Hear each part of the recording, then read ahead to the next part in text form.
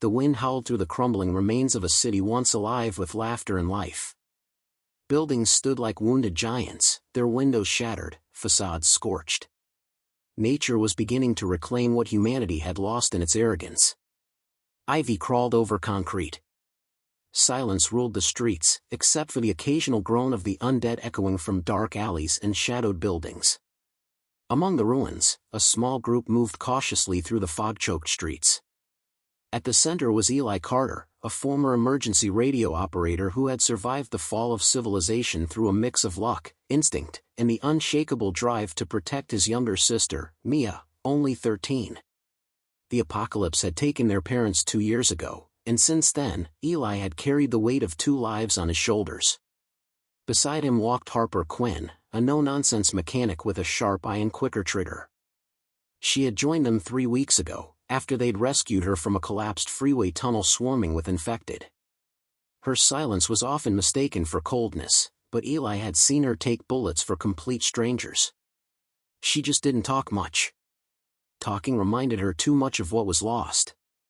Trailing behind was Jonas, the group's unofficial navigator and scavenger. His knowledge of city layouts and underground tunnels was unmatched. He'd worked as a subway technician before the outbreak. He rarely smiled anymore, but when he did, it felt like hope in a hopeless world. Their destination, the roof of an old broadcasting tower. Rumors had been spreading among survivors, coded messages looping faintly through broken radios across the country. The message was brief, but clear. Safe haven exists. Coordinates embedded. Signal repeats hourly. Trust no one. Come armed. Most wrote it off as a trap. Some said it was a joke, some believed it was bait set by cannibalistic raiders or worse. But Eli? He clung to it. He had to. He couldn't keep Mia running through burnt cities and abandoned farmlands forever. She needed a bed. A meal. A place where she could be a child again, not a survivor. As they reached the tower, Eli's heart pounded, not from fear, but from anticipation. The building looked deserted. Doors were barricaded from the inside, yet someone had carved a message into the front with deep, deliberate strokes. Only the worthy pass.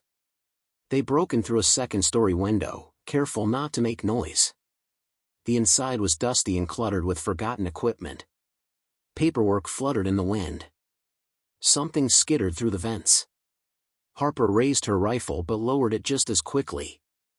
Rats. Just rats. They were lucky it wasn't worse. Jonas got to work immediately.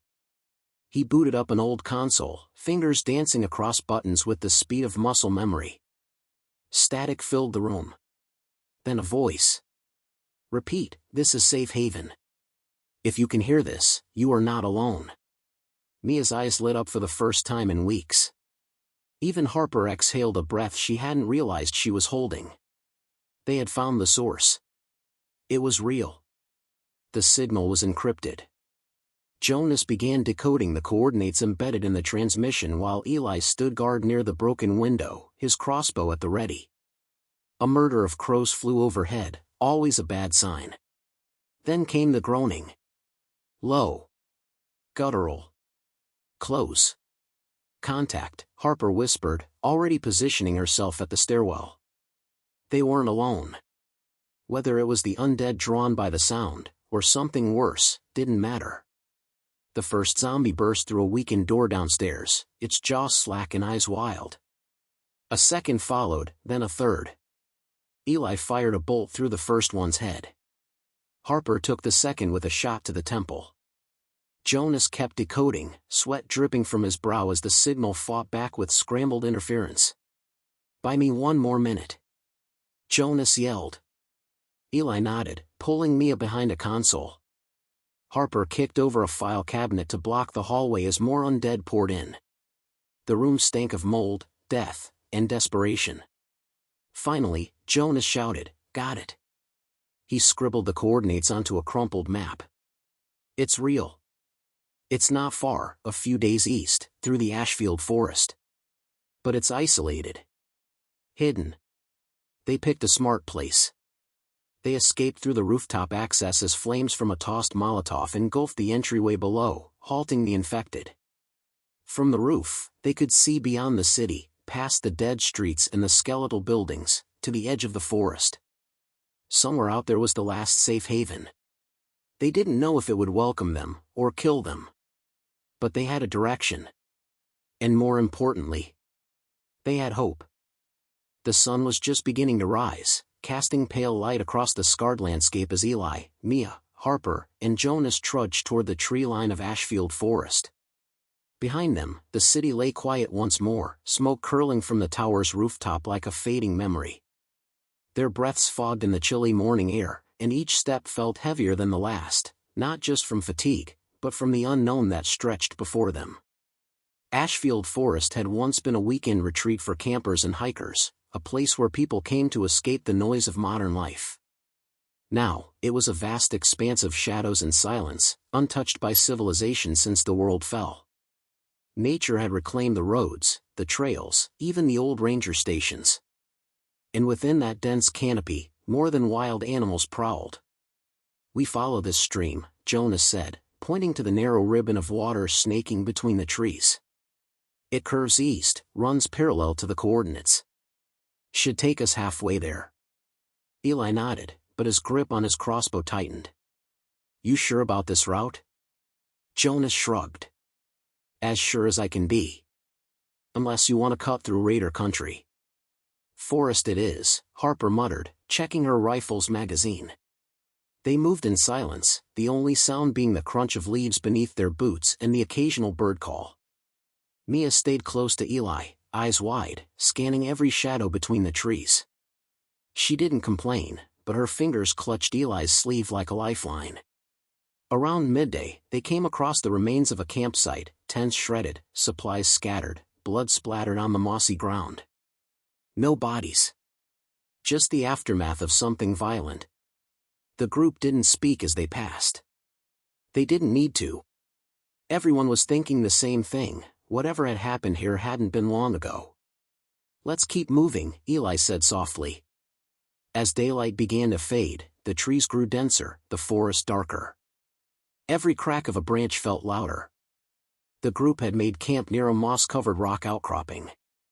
A small fire burned low, hidden behind stones to avoid drawing attention. Harper volunteered for first watch. Eli sat beside her briefly, sharpening a knife. The firelight flickered across their tired faces. "You believe this place is real?" she asked suddenly, eyes locked on the darkness beyond. "I have to," Eli replied. "Not for me. For Mia. She needs to know there's something left in this world that isn't trying to kill her." Harper nodded. "I used to think that way about my nephew. We were on the run for months. Got cornered outside a grocery store. I told him to run, but he wouldn't leave me. We both fought. I lived. He didn't." She said it with no emotion, but Eli knew that kind of pain. It lived deep. "I'm sorry," he said quietly.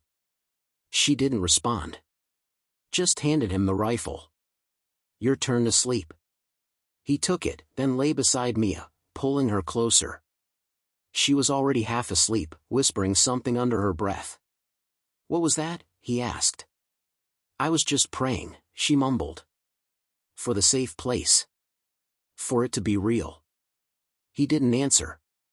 He didn't want to lie to her. But the next morning, something strange happened. They came upon a road, partially hidden beneath overgrowth. On it sat a broken-down car, vines creeping through its cracked windows. But that wasn't what caught their attention. Painted on a tree nearby, in faded white letters, was a symbol, a circle with 3 dots inside it. Jonas froze. That symbol. I've seen it before. In the bunker outside Dayton. It was a marker. A trail. A trail to what? Harper asked. To a sanctuary, he said. That's what the people there told me before they were overrun. They said the circle means hope. They followed the trail markers deeper into the woods, adrenaline fueling their every step. Hours passed, and then... a scream. Not an animal. Not a walker. A human. They sprinted toward it and found a man on the ground, bleeding from the leg, a snapped bear trap clamped around his shin. His eyes widened in terror when he saw them. "Please," he gasped. "Don't leave me. They're coming." Behind them, groans rose from the forest, echoing between the trees. They had a choice: run and leave the man, or stay and fight. Eli looked at Harper. She didn't even hesitate. She raised her rifle. "Let's give him hell."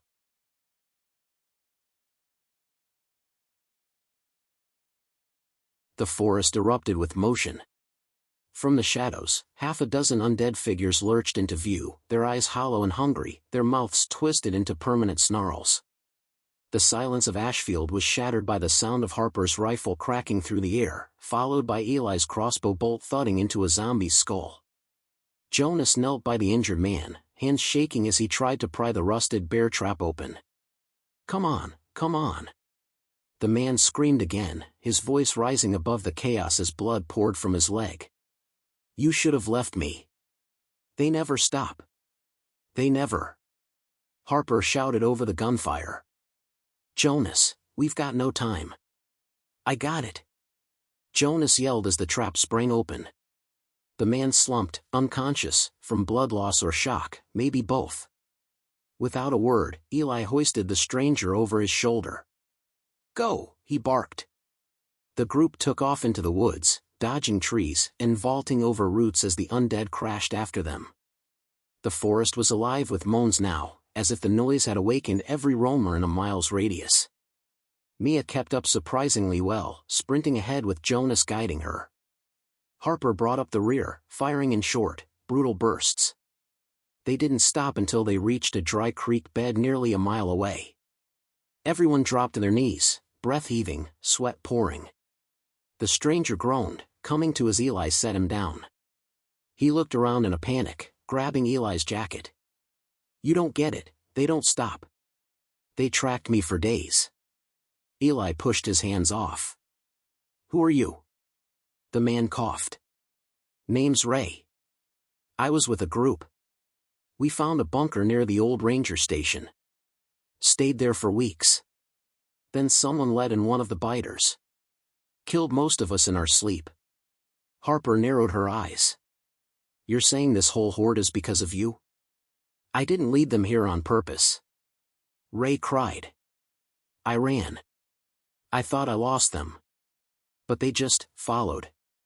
Mia stared at him with wide eyes. "You were alone all that time?" Ray nodded slowly. "Until now." Eli didn't know whether to pity the man or hate him. They'd risked their lives to save someone who might have just put a target on their backs. But there was no turning back now. That night, they made a hidden camp in a hollow beneath a cluster of trees. Ray slipped in and out of consciousness as Jonas did what he could with a field dressing and antibiotics from their kit. The bleeding stopped, but the infection was already spreading. Fast. "Leg's bad," Jonas muttered. "Even if he doesn't turn, he won't be walking anytime soon."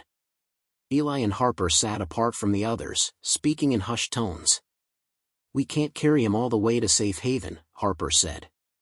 "We can't just leave him either. If he dies out here, he turns. Then he becomes our problem again."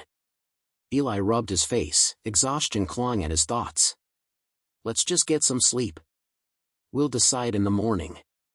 But morning brought no clarity, only a heavy fog and the sounds of the forest waking. Ray was delirious, muttering nonsense. "The circle, the 3 dots, they told me it was real." Harper frowned. "Who told you?" Ray's eyes rolled back, and he passed out again. Then Jonas called out softly from the ridge just above camp. "Guys, you need to see this." They climbed up to find him kneeling near another marker painted on a rock. But this one was fresher, less faded.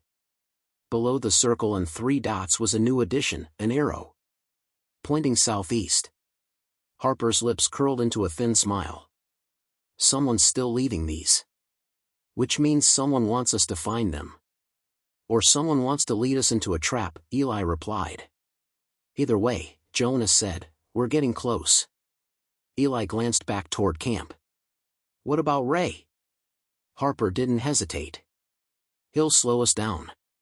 He saved no one, Eli said. But if we leave him, Mia will never forget it. She'll remember that we had a choice, and chose the easy way. The group fell silent. Finally, Eli stood. We build a stretcher. If he can hold on, we take him. If he turns, I end it. No hesitation. Jonas sighed. Guess I better find some damn branches. Mia gave a small smile and started helping immediately. Later that day, as they pushed through thicker brush, carrying Ray between them, something flickered in the distance. A reflection, sunlight bouncing off glass. They froze. Through the trees, nearly a mile away, a watchtower rose above the canopy. Intact. Reinforced. With solar panels glinting at the top.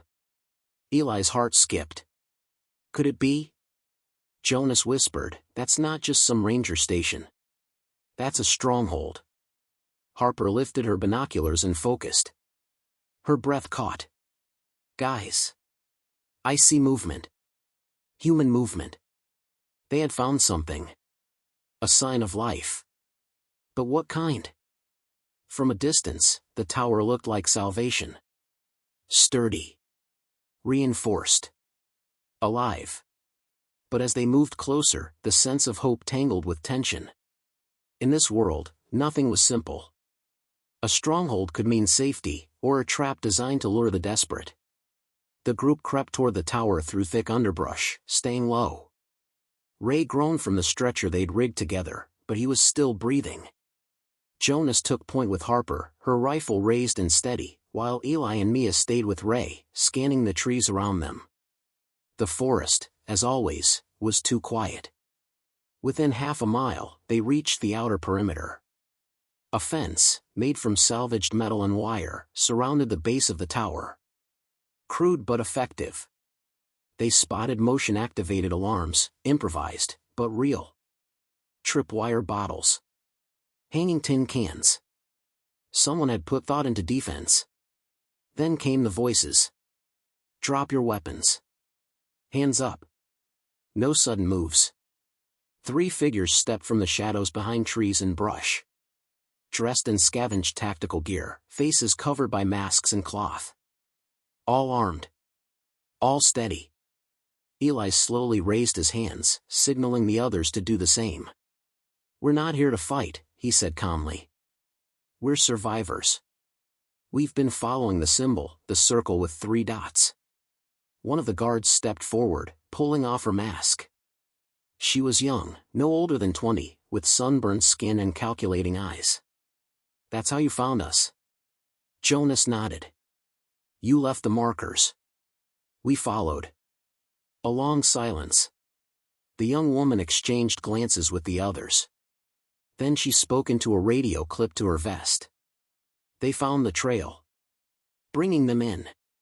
The gates were open not with hesitation, but with caution. Inside the compound, the tower stood tall, surrounded by tents, makeshift buildings, water barrels, and even a garden. Solar panels powered small lights strung between trees. A handful of survivors, about 2 dozen, watched from various positions. Some curious, some wary. A few clearly armed. The leader introduced herself as Cora. She was the young woman with the radio, and she clearly carried authority. Her gaze lingered on each of them as she questioned them, how long they'd been on the road, where they came from, how they'd survived. Ray's hurt, Eli explained. He needs medical help. Cora eyed the man on the stretcher, her jaw tightening. We don't usually let outsiders in, especially if there's a chance they're infected. He's not bitten, Jonas said quickly. Bear trap. We treated it. She didn't look convinced. You understand what happens if you're wrong? Eli met her gaze. I do. Ray was taken to a small infirmary where one of the community's doctors took over. The rest were brought to the fire pit in the center of camp, where warm stew simmered in a pot. For the first time in weeks, they ate something hot, surrounded by actual laughter, voices, and the faint hum of solar-powered radios. It was surreal. Almost too good. Mia clung to Eli's side. Is this the safe haven? Harper glanced around. It's definitely a safe something. Later that evening, Cora gave them a tour. She explained the basics. The tower had once been a firewatch station, abandoned for decades. Her group had found it about 6 months ago and turned it into a community. They called it the Needle. A place for people to hide above the madness. But she warned them, this place works because we're careful. We screen everyone. We keep things tight. No freeloaders. You stay here, you work. Eli nodded. Fair enough. As night fell, they were assigned a tent near the perimeter wall.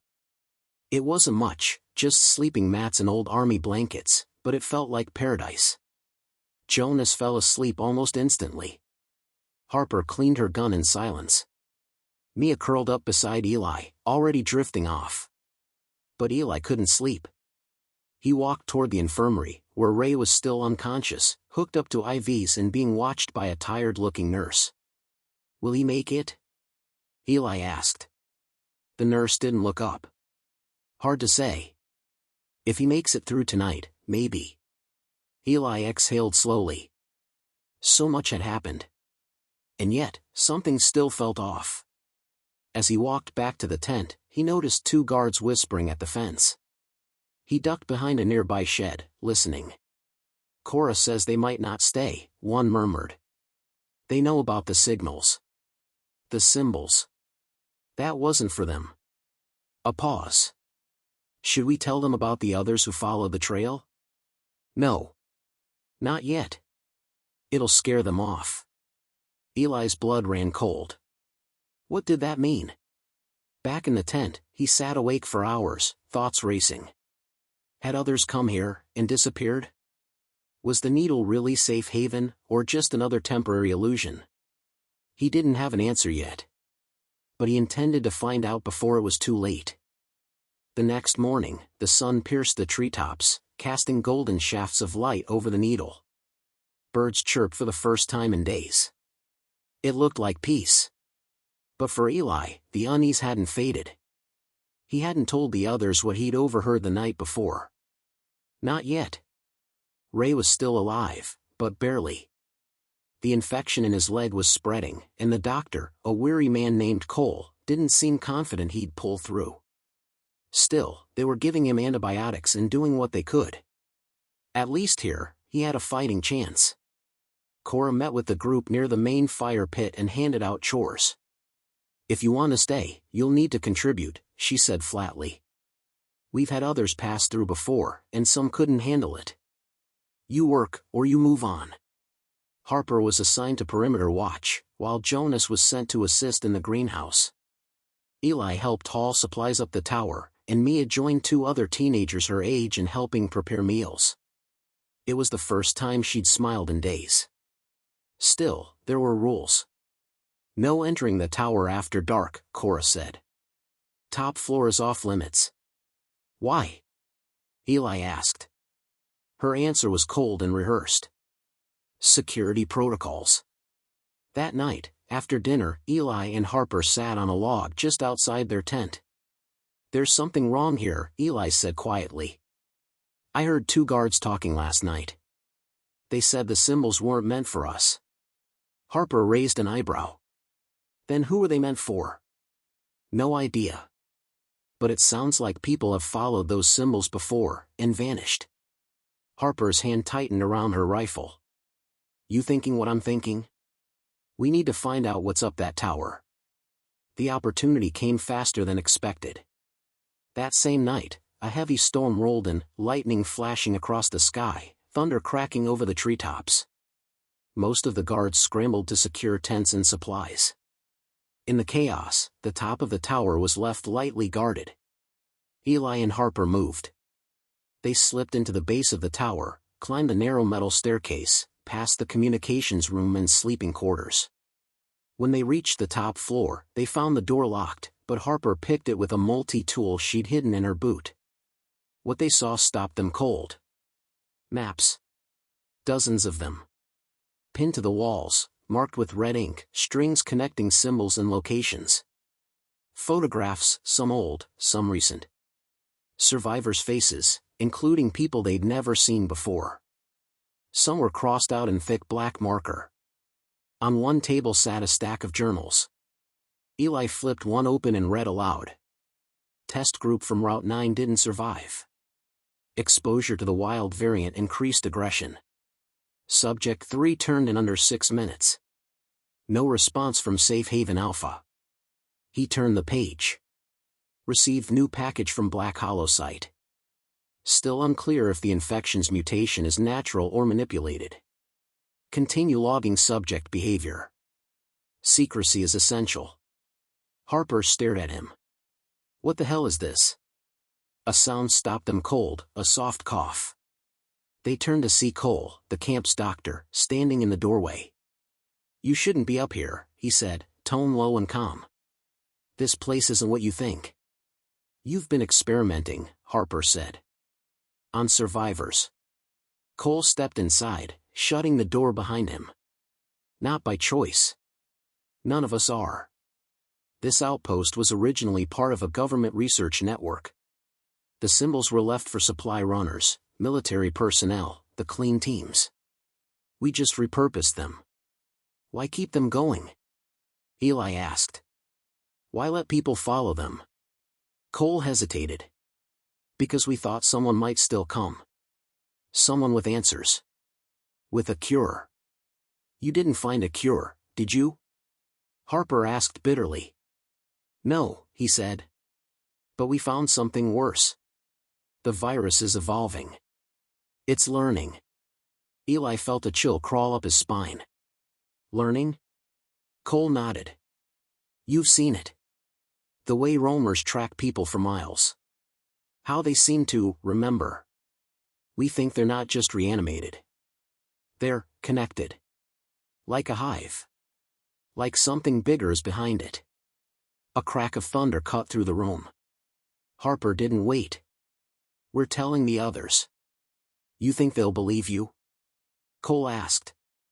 They've seen what happens out there. They need to believe this place is different. They can still choose, Eli said. But only if they know the truth. Cole sighed and stepped aside. Then go. But know this, once you leave this room, you can't unknow what you've seen. They left in silence. Back in the tent, Eli looked at Jonas and Mia, still asleep, still innocent. Harper whispered, Do we tell them tonight? Eli shook his head. Not yet. But tomorrow, we decide. Because now they had to ask themselves the biggest question of all. Was it safer to run from the horror outside, or stay inside a place built on secrets? Morning broke heavy with tension. Rain still drizzled from the storm that had swept through the night, soaking the ground and masking the smell of rot in the air. Eli hadn't slept. Neither had Harper. They sat silently outside the tent as the rest of the camp stirred to life, people stretching, eating, laughing, completely unaware of what had been uncovered. They weren't just in a haven. They were inside an experiment. Jonas emerged from the tent, yawning and scratching his head. Didn't sleep, huh? No, Eli muttered. We need to talk. Inside the tent, with the flaps drawn shut, Eli and Harper told Jonas everything, what they'd found in the tower, what the doctor had said, and what it meant. Mia listened too, wide-eyed and quiet. They're tracking the infection, Harper said. Studying it. Watching how it mutates. Jonas paced. So what, they're scientists now. We're lab rats?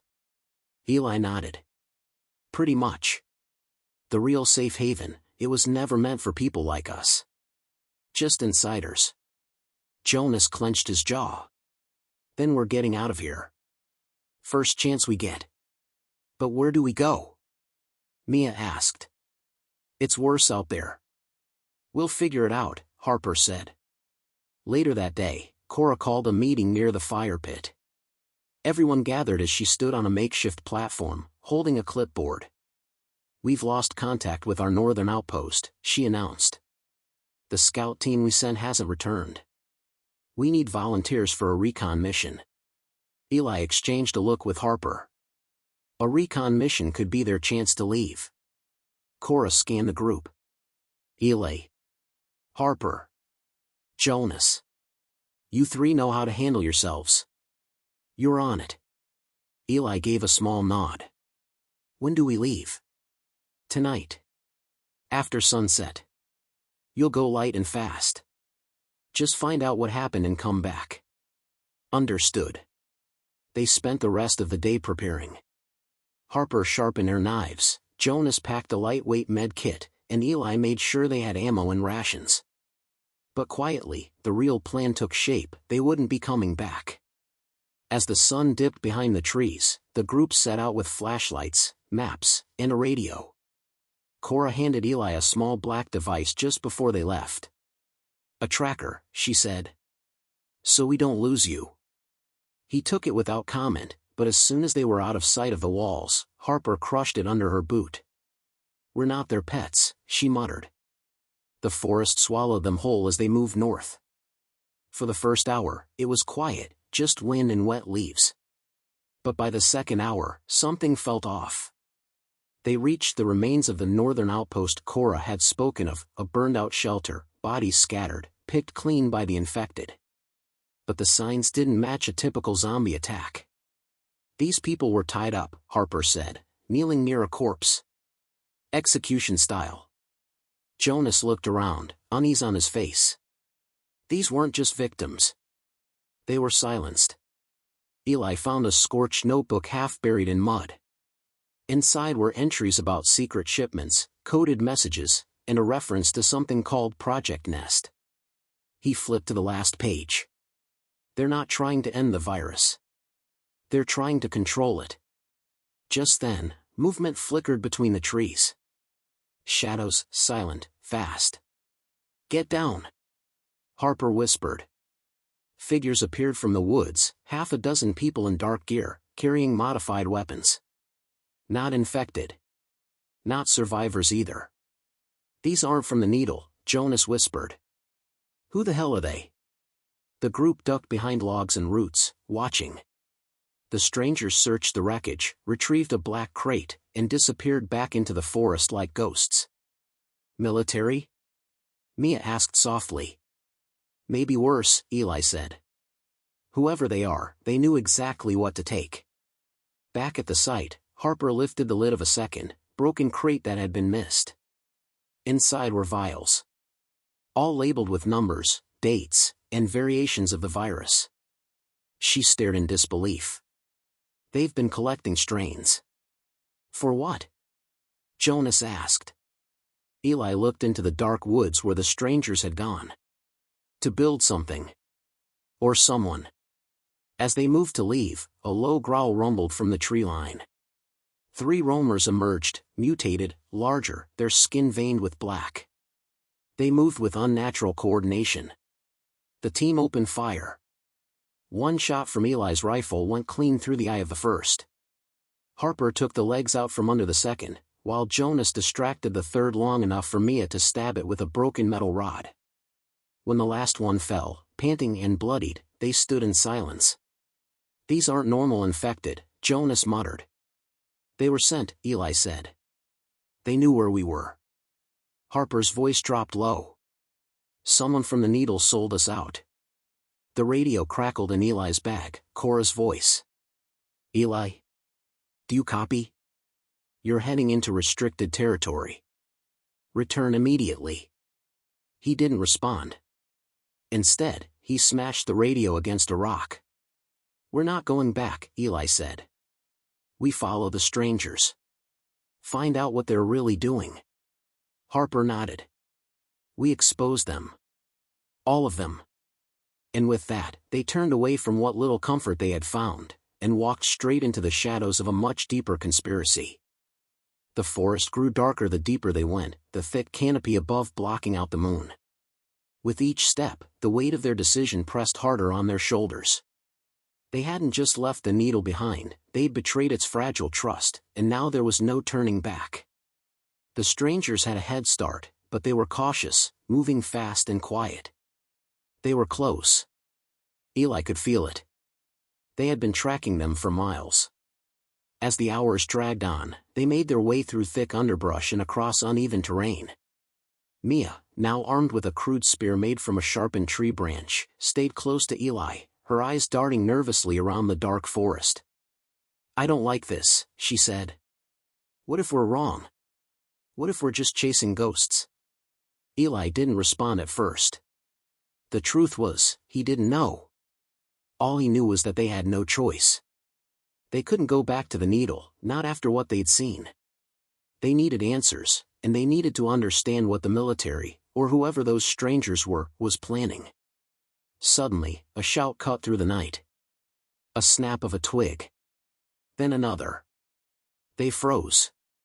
The strangers had noticed them. "We're too close," Jonas whispered, pulling his rifle to his chest. "We need to move fast." Without warning, they broke into a sprint, cutting through the woods like ghosts. Their boots slapped against the wet ground, branches scraping their skin. The sound of footsteps behind them was growing louder. The strangers were gaining ground. "We need to split them up," Harper barked. Jonas and Harper veered left, taking the high ground, while Eli and Mia dove into the underbrush to the right, disappearing into the shadows. The chase was on. The distance between them and the unknown pursuers was closing fast. Eli's heart raced, but his mind stayed sharp. He didn't have time to panic. They had to figure out who these people were, and what they wanted. The trees opened up ahead, and Eli spotted a structure in the distance. A small, secluded compound, barely visible in the night. It wasn't just a hideout, it looked like an operation. "Is this where they're based?" Mia whispered. "I think so," Eli muttered. They crouched behind a stack of crates and surveyed the area. The compound was surrounded by high fences with barbed wire. Guards patrolled the perimeter, carrying guns and looking alert. There were a few vehicles parked in the compound's yard, including a heavily modified van with a logo, a stylized black vulture with wings outstretched. "It's them," Eli said, staring at the logo. "The people who attacked the northern outpost. Whoever they are, they've been running the show." Mia's hand gripped Eli's arm. "What are they doing here? Why are they collecting strains of the virus?" "I don't know," Eli replied, his voice low. "But we're going to find out." The compound was crawling with armed guards, but there was a small gap in the fencing where the underbrush had overgrown. They could slip through if they were careful. "Let's move," Eli whispered, nodding to Mia. They crept forward, making their way toward the hole in the fence, staying low to the ground. A sudden shout rang out from the other side. "They've spotted us." Harper's voice crackled through the comms. "Get to the compound," Eli hissed. "Now." They moved faster, weaving through the trees until they reached the gap. Mia squeezed through first, followed by Eli. The two others appeared seconds later. They crouched behind a row of containers, breathing heavily. The compound was quiet, too quiet. Eli's instincts screamed that they were walking into something much bigger than they could handle. They crept closer to the main building, the heart of the operation, and through a narrow crack in the wall, Eli saw a large group of people, scientists, soldiers, and a few civilians, gathered in a high-tech lab. They were discussing something in low tones. Eli strained to hear. "Phase 2 of the project is underway," one of the men said, his voice cold and calculated. "We have enough strains to test the next level. The extraction phase should be ready in 3 days." Mia's breath caught in her throat. "Extraction?" The man continued, oblivious to the small group eavesdropping outside. "Once we've perfected the prototype, we can begin full-scale deployment. We'll have control of the entire region." Eli's blood ran cold. "Control of the entire region?" "Control of the infected," the scientist added with a smirk. "We can use them, direct them, even force them to do our bidding. Project Nest isn't about curing the infection, it's about weaponizing it. The virus is the perfect army." The group stared at each other in stunned silence. What they were hearing didn't make sense. It wasn't just a research project, it was a full-scale military operation. They needed to get out, but as they turned to leave, they heard footsteps approaching. The guards were closing in. "Move!" Eli hissed, pushing Mia ahead of him. They ran for the trees, hearts pounding in their chests, but before they could get far, a pair of guards emerged from the shadows, blocking their escape. One of them raised a rifle. "Where do you think you're going?" Eli's mind raced. There was no way out without a fight. And then, just as they were about to make their stand, the ground shook. A loud explosion rocked the compound, sending debris flying. The guards spun around, their attention diverted. Eli took his chance. "Run!" he shouted. The group bolted, heading for the safety of the trees as chaos erupted behind them. The compound was in flames, and the guards were scrambling, disoriented. They didn't stop running until they were far beyond the reach of the explosion, hidden in the thick forest. They collapsed against the trees, gasping for breath. "What the hell just happened?" Jonas panted. Eli wiped the sweat from his brow. "We're not dealing with survivors anymore. We're dealing with an army." The forest was eerily silent as the group moved deeper into the woods, away from the flames that had engulfed the compound. The explosion had covered their escape, but the sense of urgency hadn't faded. They didn't know who had set off the blast, or if it was a distraction. What they did know was that the game had changed. Eli's mind raced as he tried to make sense of everything they had uncovered. Project Nest. It wasn't just a research facility, it was a breeding ground for something far more dangerous. They had weaponized the infection. The virus wasn't just a plague anymore, it was a tool, something to control. Control the infected. Control the world. "What do we do now?" Mia's voice broke through Eli's thoughts. She was walking beside him, her face pale but determined. They had been running for hours, adrenaline still pumping through their veins. "We need to get back to the needle," Eli said, his voice hard. "Tell the others what we found. We can't let them keep this up. They need to know the truth." Harper, who had been walking behind them, stopped. "And what if they're involved? What if the people at the needle are in on it too?" Eli turned to face her, the weight of her words sinking in. Could it be? Could Cora and the others have known about the experiments? Was the needle just another layer of the plan? The idea made Eli sick to his stomach. "We have to take that risk," he said quietly. "We don't know who to trust anymore, but we can't just let this go. It's too dangerous." "We can't keep running forever," Jonas added. "We'll need a plan. The others won't believe us unless we have proof." "That's the hard part," Harper muttered. "Getting back in without drawing attention." They stopped to rest in a small hollow, catching their breath. The night was growing colder, and the threat of the infected still hung heavy in the air. There was no telling how many of them had been unleashed, or how far the soldiers had spread the virus. For all they knew, the entire region was already under siege. Eli sat down on a rock, staring into the distance. "We're not just fighting zombies anymore. We're fighting a system. Whoever these people are, they have power. They've been playing us all along. But they're not invincible," Jonas said. "They have weaknesses. We'll find a way in, expose them, and end this." The plan was set. But it wasn't going to be easy. The journey back to the needle was tense. Each step felt heavier than the last, the air thick with uncertainty. They knew they had to confront Cora and the others, but they didn't know how the camp would react.